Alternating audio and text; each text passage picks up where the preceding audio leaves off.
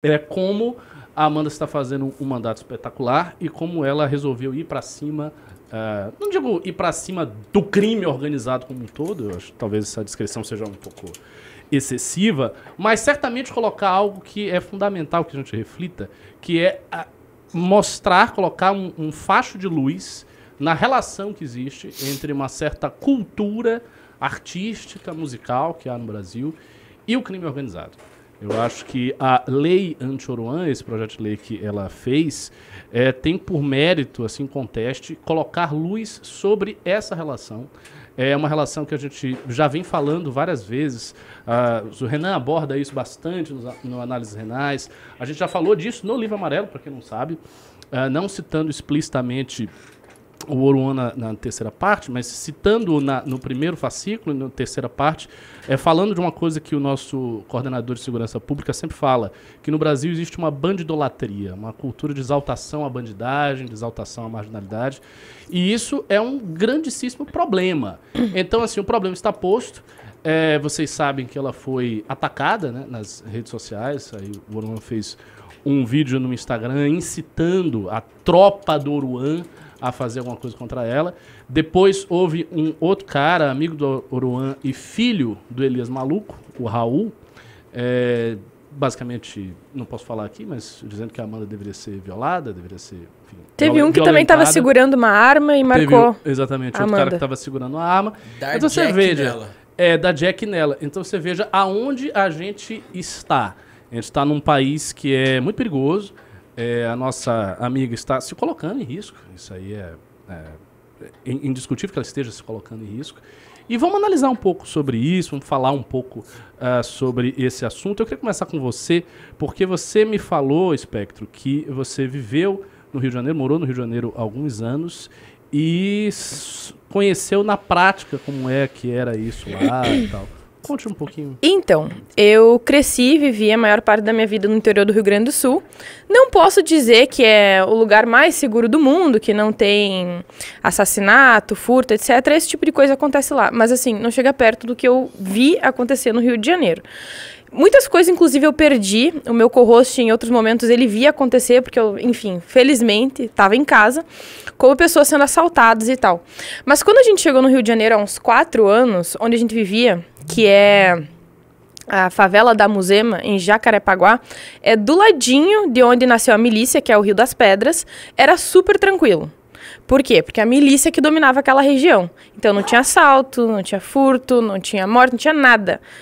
O que acontecia, obviamente, é que eles cobravam. Então, a internet era da milícia, tu tinha que pagar o pedágio para a milícia para abrir um negócio, etc. Aí, vocês lembram que houve um caso que 2 médicos foram mortos por acidente no Rio de Janeiro? Lembro, sim. Lembram, né? Lembro, claro. Então, aquilo, enfim, viralizou e tal. A partir de então, começou a haver uma disputa territorial lá no Rio de Janeiro. Cara, depois disso, assim, ó, foi uma subida vertiginosa na nossa região e eu não tava esperando que isso fosse acontecer, porque realmente era seguro. E aí começou a haver toque de recolher em certos dias. Na quadra seguinte tinha gente jogada morta no chão. Tinha escrito no muro do nosso condomínio Comando Vermelho. Um dia que eu cheguei em casa, era meia-noite, tinha um cara todo ensanguentado, arrebentado na frente do portão, sabe? Então, assim... Eram coisas comuns que você passava dia a dia. Exato. E, assim, tinham outros dias também que era 3 minutos de trocação de tiro perto da nossa casa, pá, pá, pá, pá, pá, sem parar, assim, era absurdo.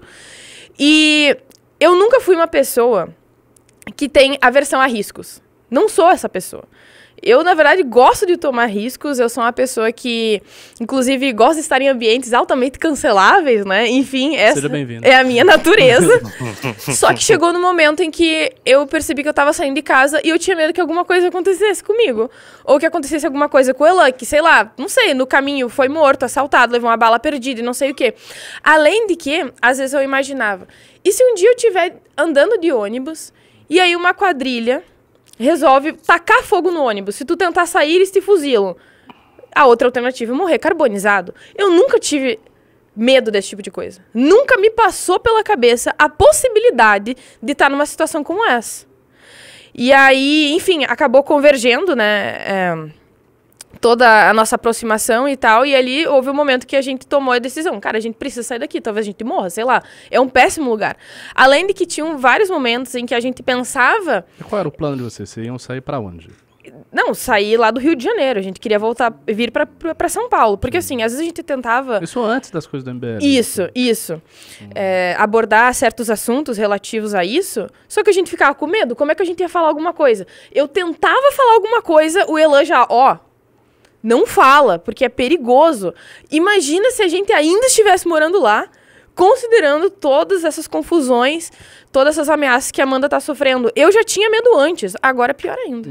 Foi o destino. Coisa de Deus. Ah, não, tu com a sua sincronicidade. Puta que pariu, mano. Só Mas, bom, confirma seus viés. Eu vou pegar uma experiência muito diferente, que é a experiência da tranquilidade, de um cara que não sai de Curitiba, que tá na melhor cidade do Brasil. E aí, pra você essas coisas são muito distantes, né, Impera? Você nem sabe o que é isso, você nem sabe o que é violência. Bicho, eu simplesmente não sei o que é violência em grande escala. Real. Eu sei que é assalto, de vez em quando tem uma trocação de tiro em regiões muito... É tudo muito concentrado, e quando acontece é um escândalo aqui. Toda vez que há algum pico de violência, realmente vira notícia por uma semana inteira. Recentemente, não necessariamente violência, mas crime no geral. Recentemente teve o sequestro de uma menininha de 4 anos, 2 anos aqui em Curitiba, e virou a notícia da semana. Só se falava disso aqui. E é isso, Curitiba, há muita violência, o programa carniceiro que tem no Brasil inteiro aqui também é voado, cheio de sangue o tempo todo.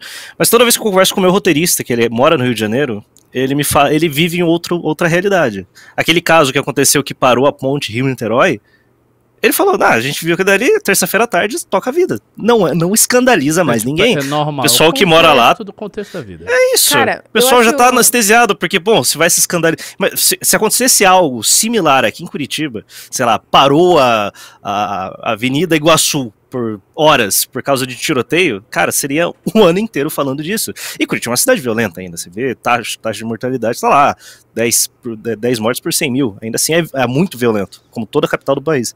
Só que aqui não chega no nível, na escala que é no Rio de Janeiro, ou sei lá, capitais do Nordeste, que são muito piores, mas como a mídia cobre menos, meio que ninguém se importa o que acontece lá.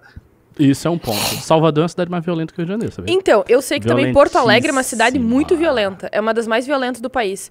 Mas tem uma coisa que eu acho, assim, tensa do Rio de Janeiro. Eu não sei como é que seria em Porto Alegre.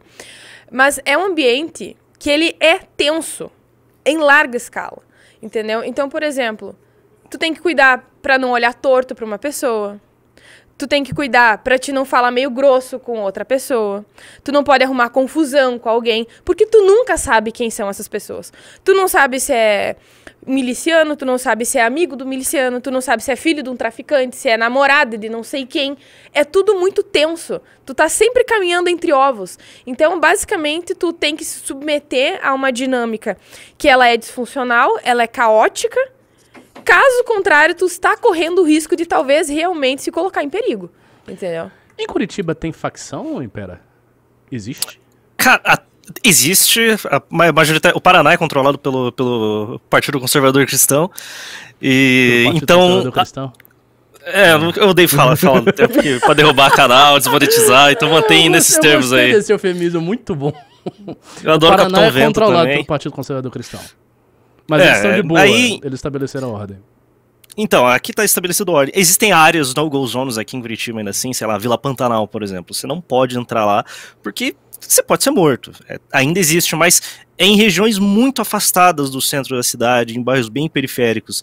Não é, sei lá, você tá andando de Uber aqui e vai topar em uma região que você não pode entrar porque é controlado pelo crime organizado. Aqui não tem isso. É muito difícil, é muito afastado do centro da cidade.